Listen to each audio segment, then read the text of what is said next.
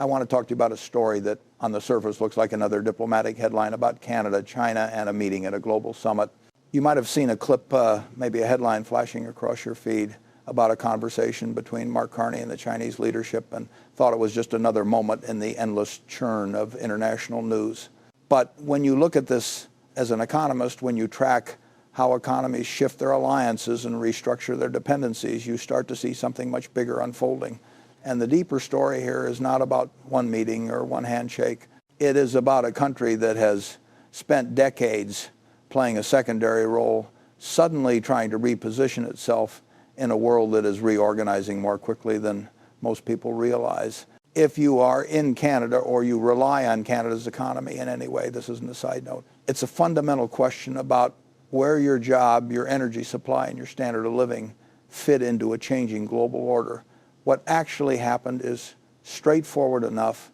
At the APEC summit, Mark Carney, who now leads Canada's government, had a direct and unusually warm exchange with Xi Jinping. It wasn't the vague, empty diplomatic language we often hear.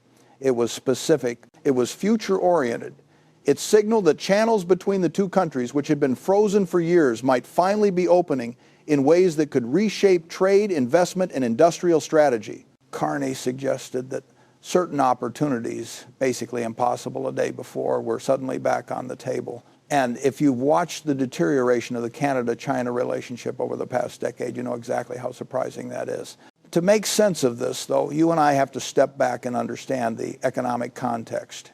Canada has been trapped between two forces for years. On one side, you have the United States, its dominant trading partner and political pressure point. On the other side, you have China, a manufacturing and supply chain superpower that the world simultaneously relies on and fears. For a long time, Canada tried to balance the two. And if you're like most Canadians, you've lived through the consequences of that balancing act without anyone explaining why your grocery bill, your job prospects, or your energy costs were caught in the crossfire. The breakdown of relations with China didn't just create diplomatic noise. It created real material vulnerabilities. Farmers couldn't get canola shipments through. Seafood exporters saw contracts evaporate overnight. Universities watched as research partnerships dried up. Technology sectors that depended on components tied to Chinese supply chains found themselves scrambling. Every time a story broke about geopolitics, the people who actually felt it were workers, small business owners, and communities whose livelihoods depended on smooth trade flows. That is the backdrop. So when Carney sits down and signals a potential thaw, it isn't just symbolic. It is the first serious move in years to stabilize a major economic link. But this is where you and I have to resist the temptation to focus only on the personalities. The deeper force behind this shift is structural. It comes from the global race for control over critical minerals and clean energy technologies. Canada happens to sit on vast reserves of the metals that power batteries, electric vehicles, and the hardware for renewable energy.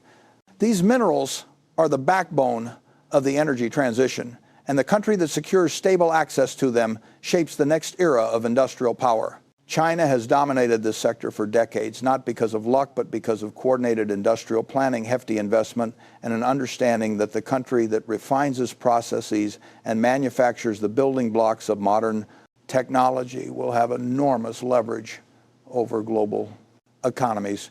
Canada, by contrast, spent years treating its resource sector as a passive inheritance rather than a strategic tool. The global system allowed it because the old world order assumed stable, predictable trade under U.S. leadership. But that world is dissolving.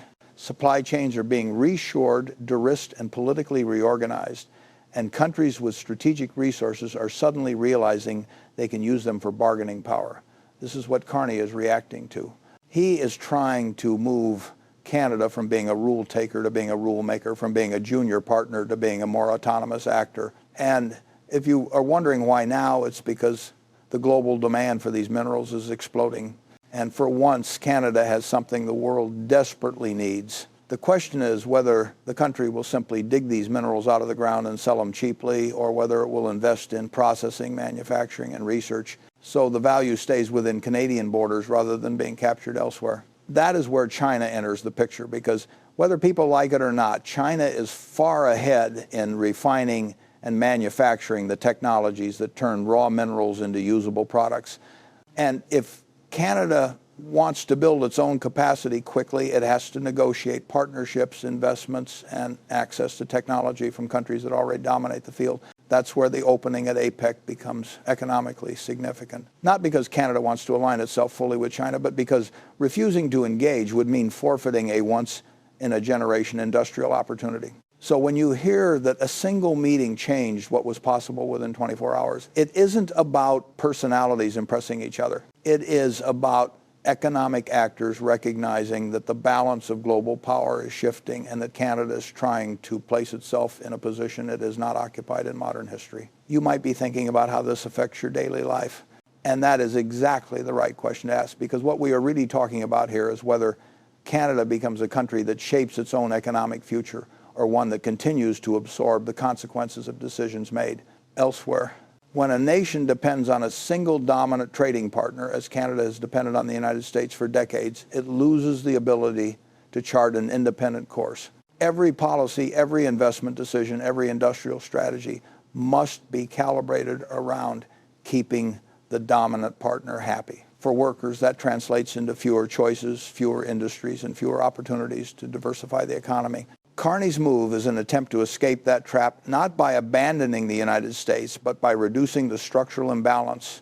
And to see why that matters, you have to look at the mechanics of how global supply chains for critical minerals actually work. These minerals are not just dug up and exported. They must be crushed, treated, refined, chemically processed, and turned into advanced materials before they can power a car battery or stabilize a renewable energy grid. At each stage of that chain, someone controls the value. Someone decides the terms, someone captures the profit. For decades, China built out those intermediate steps while countries like Canada stuck to extraction. As a result, Canada owned the deposits, but not the value. And owning the deposits without owning the processing means being dependent on someone else's industrial ecosystem. Imagine working in a region where mining is a major employer, but most of the economic value leaves the country before it ever reaches your community. You see the trucks, you see the raw materials moving, but the high-skill, high-wage work happens somewhere else. The research happens somewhere else. The manufacturing happens somewhere else. That is what it means to be at the bottom of a global value chain. It leaves workers vulnerable and communities unstable. It creates jobs, yes, but not the kind that anchor long-term prosperity. This is why Carney has framed the critical mineral sector as a moment for Canada to decide what kind of economy it wants to build. If the country merely exports raw minerals, it maintains the status quo. If it processes and manufactures, it enters a new league entirely. But those value-added capabilities require technology, capital, and industrial partnerships that Canada has been slow to develop. China is already a leader in these fields. Europe wants alternatives. Japan and South Korea are searching for stable partners. The United States is trying to rebuild its own industrial base, but faces enormous internal constraints. In that environment, Canada suddenly becomes a potential pivot point in the larger global competition for energy and technological independence. What worries many people, understandably, is the risk of engaging with China given its authoritarian political system and its troubling human rights record. And here you and I have to be clear about something. Engagement does not mean endorsement. In economics, countries often cooperate with partners whose values they do not share, not because they admire them, but because the global system forces these interactions. The alternative is isolation, and isolation in a world where supply chains determine prosperity can be devastating. Carney is attempting to walk a line that many countries are now struggling with. How to engage strategically without becoming dependent. How to protect national interests while avoiding the illusion that moral purity alone can sustain an advanced industrial economy. If you look at the last decade, you'll notice that countries that cut themselves off from global supply chains didn't become more ethical or more powerful.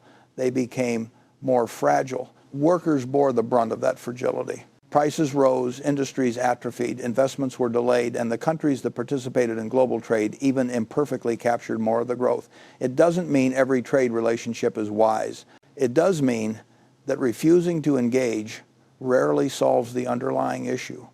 This is where Canada's diplomatic tone shift matters. For years, the relationship with China was defined by reaction, by crisis management, by a sense of powerlessness in the face of a larger global player. Now the government is trying to reposition itself not as a subordinate, but as a necessary partner. That kind of shift only works if you have leverage. And the truth is that Canada finally does. With the world scrambling to secure non-Chinese sources of critical minerals, Canada finds itself holding something countries are willing to court. That leverage changes the dynamics of negotiation, and it allows Canada to think more strategically rather than defensively. At the same time, the United States is watching closely because Canada shifting even slightly toward a more independent path disrupts decades of North American economic hierarchy. If you live anywhere near an industry that depends on cross-border supply chains, you know how finely tuned those systems are. Automobiles, aerospace, agriculture, energy distribution. These sectors assume a stable Canada-US dynamic. Any change introduces uncertainty, but it also introduces possibility. If Canada expands its partnerships with Europe and Asia, Canadian workers could benefit from new markets, new investment, and new industrial activity. The question is whether the country has the political will to build the infrastructure and the workforce training required to make that real. When you look at the mechanics behind these shifts, you start to see the incentives operating beneath the surface. Countries do not pivot because of one charismatic leader or one breakthrough conversation. They pivot because the underlying economic structures make the old strategy unsustainable. For Canada, the reliance on the United States as the dominant export destination created a narrow economic base. That narrowness meant vulnerability whenever the U.S. economy slowed, whenever political winds changed, or whenever Washington demanded alignment on foreign policy. And if you have lived through the last decade, you've seen how quickly those winds can shift and how many Canadian industries find themselves caught in the crossfire without much say in the matter. The new global economy, especially around energy and technology, gives Canada a rare opening. But taking advantage of that opening requires moving up the value chain. It means refining minerals domestically, producing advanced components, and building the research ecosystems necessary to support industries that are stable and resilient. This isn't abstract. If you work in mining, energy, engineering, or manufacturing, the decisions being made right now will affect whether your community has long-term employment or short-term booms that vanish as quickly as they appear. For decades, governments treated resource extraction as a reliable engine without asking whether the country was giving away most of the value. Workers kept the operations running, yet the profits concentrated elsewhere, and the technological advancements occurred far away from the towns and regions doing the heavy lifting. So when Carney talks about repositioning Canada, he is implicitly talking about shifting who benefits from the country's natural wealth. If Canada becomes a source not only of raw minerals, but of refined, processed, high-value materials, then the wages, the training programs, and the economic multipliers stay within the country. But to do that, Canada needs partners with existing technological capacity. And that is where the geopolitical complexity comes in. Because the countries that currently lead in refining and battery technology are not always the ones most aligned with Canadian political preferences. You might already be wondering why Europe or Japan or South Korea cannot fill that role alone. They can play a part, but their own systems are constrained by high energy costs, aging industrial infrastructure, or limited investment capacity. China, by contrast, scaled these industries through enormous state-led investment and long-term planning. The result is an industrial ecosystem that is difficult to replicate quickly. So Canada faces a choice: engage selectively with China to accelerate domestic industrial development, or avoid cooperation and risk falling behind in sectors that will define the next several decades. And before anyone assumes this is about choosing one side or another, it is important to recognize that this is the exact dilemma facing almost every country, not named the United States or China. Medium powers like Canada, Australia, Germany, and Brazil are learning that the world is no longer organized around one hegemon. Instead, it is fragmenting into competing blocks, each with its own supply chains, energy systems, and technological standards. In that environment, countries with strategic resources have leverage they never had before. But leverage only matters if you use it intelligently. If you don't, you risk becoming a pawn rather than a player. When you listen closely to Carney, you hear a framing that tries to escape the old binary of alignment. He talks about acting in Canada's interest rather than automatically choosing Washington's position or Beijing's position.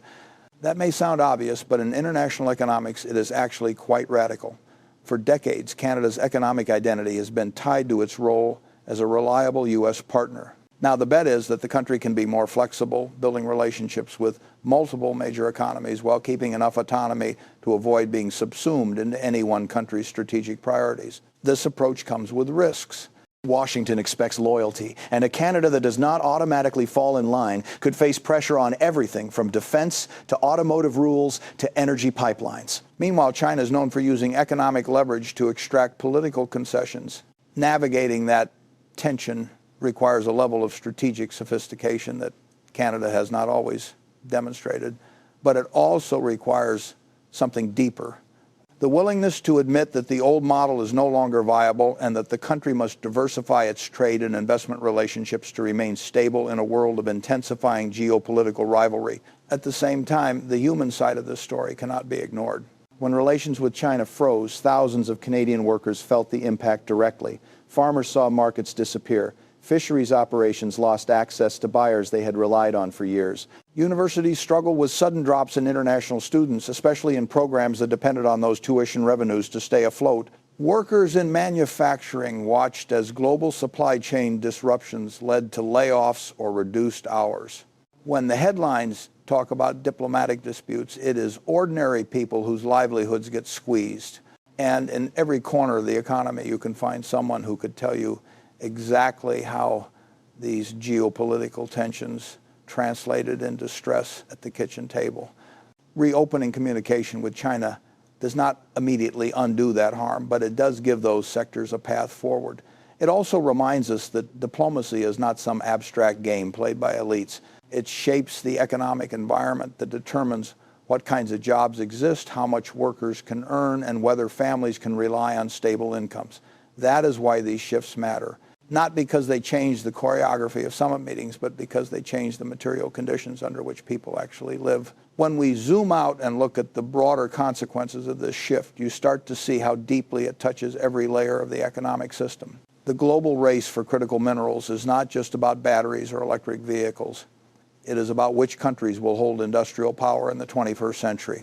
And industrial power historically is always translated into geopolitical influence, domestic employment, research opportunities, and the ability to shape global standards. If Canada manages to step into this race with a strategy that captures value rather than merely participating as a supplier, it could meaningfully alter its position in the global hierarchy. If it fails, it risks repeating the familiar pattern where raw materials leave the country and the wealth generated by them accumulates somewhere else. This is why the conversation about China is inseparable from the conversation about capitalism as a system. Capitalist economies compete over control of supply chains because whoever controls those chains controls the profits.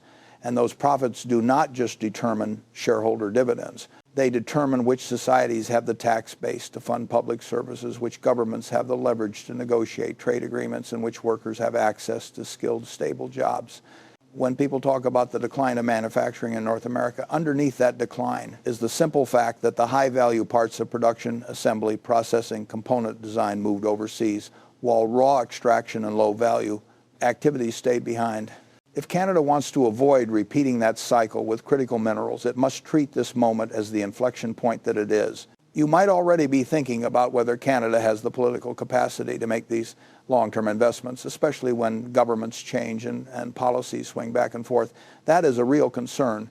Building a processing and manufacturing ecosystem is not a 3-year project. It is a decade-long endeavor that requires stable planning, public investment, and coordination between government, industry, and labor. It also requires resisting the short-term temptation to let multinational corporations extract resources quickly and cheaply in exchange for minimal local benefit. That temptation is strong because it produces immediate revenue. But it also locks the country into a dependent position, preventing the development of higher value industries.